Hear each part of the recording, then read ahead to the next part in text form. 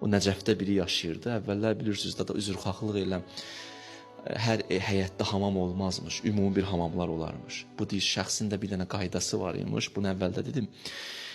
Həzrəti Nəcəfdə yaşayarmış. Özünə qayda qoyubmuş ki, mən haçan Əmirül-Möminin günbəzini gördüm salam verəcəm. Qaydasıymış bunun. Bir dəfə də deyir sübh durdu. Namaz da getmişdi qəzaya. Vəziyyət də belə idi ki, getməli idi, paklanmalı idi. Bağışlayın bu ifadəyə görə. Üzrxahlıq edən xanımlardandır. Deyir, durdu, çıxdı, özün danlaya-danlaya, özün danlaya-danlaya, çıxdı bayıra, sübhü də qılmıyormuşam. Birdən gözü sataşdı.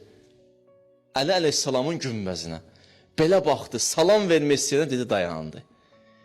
Dedi, napak ruh, hələ paklaşmamıza, bu yandan sübhü qılmamıza.